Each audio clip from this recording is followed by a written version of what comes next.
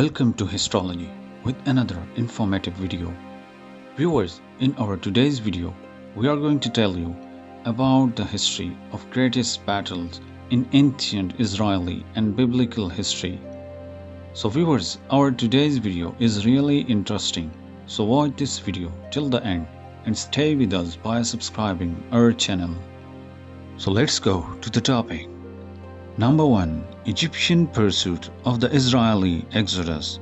After years of slavery, the time came for the Israelites to return back to their ancestral home in the Promised Land. When the lost plague that killed all the Egyptians firstborn while sparing Israelites, Pharaoh said he had enough with the slaves, so he sent them free. Because after their departure, Pharaoh changed his mind and wanted the slaves back.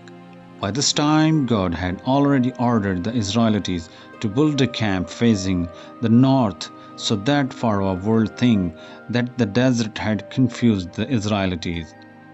Viewers, when Pharaoh saw the stranded Israelites, he became bold and came after them.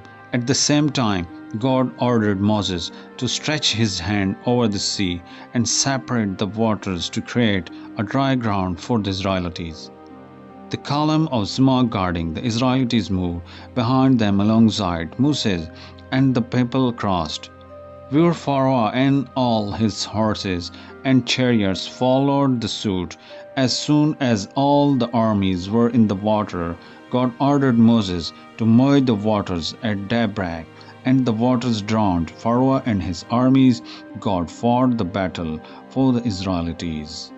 Number 2. Battle of Gibeon. After crossing the Red Sea, the Israelites marched into the Promised Land in Canaan. To their surprise, the Canaanites had already inhabited the lands. When the Canaanites saw the invaders, they gathered their armies and prepared to annihilate the Israelites. Joshua, the leader of the Israelites, ordained by God himself, was killed in the art of war. He talked and confirmed that approach tactics to God. That night in utter darkness, the Israel army marched an 18 to 20 miles climb of an elevation of more than 1,000 meters to the enemy camp.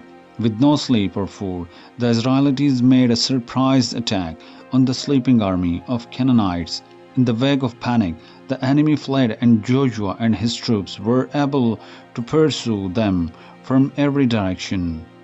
Before the end of the day, the Israelites had covered a distance of 40 miles. Those who survived the slaughter ran into the Haman, sent hailstorms. Number 3. Battle of Aphek.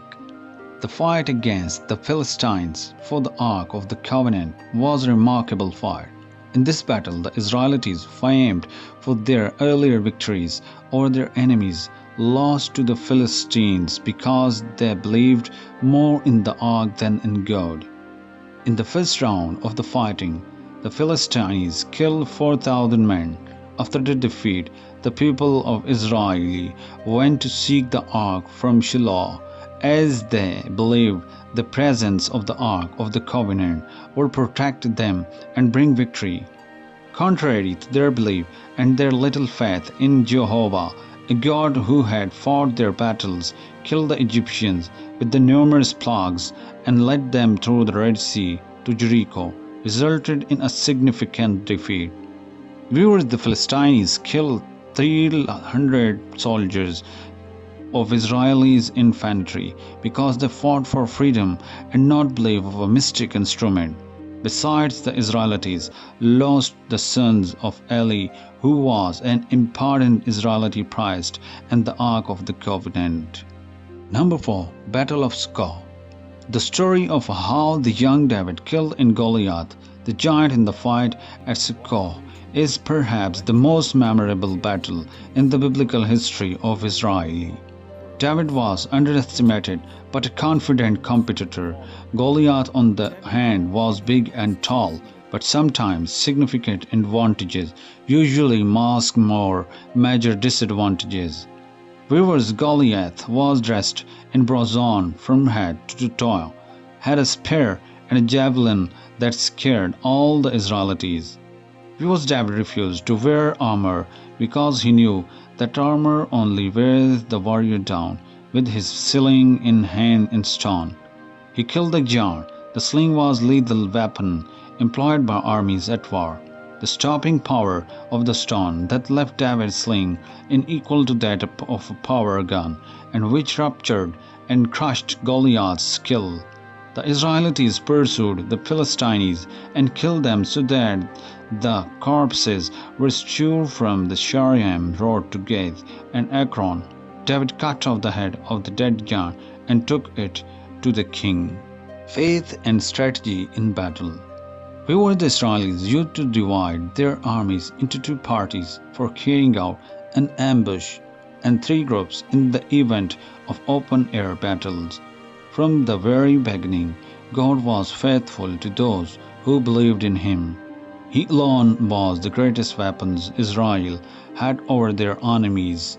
The Israelis and the Bible record that victory was given to those who obeyed the God. Whenever the Israelites disobeyed God, He shunned and disgraced them, but when they sought His face, He gave them victory after victory. That's it.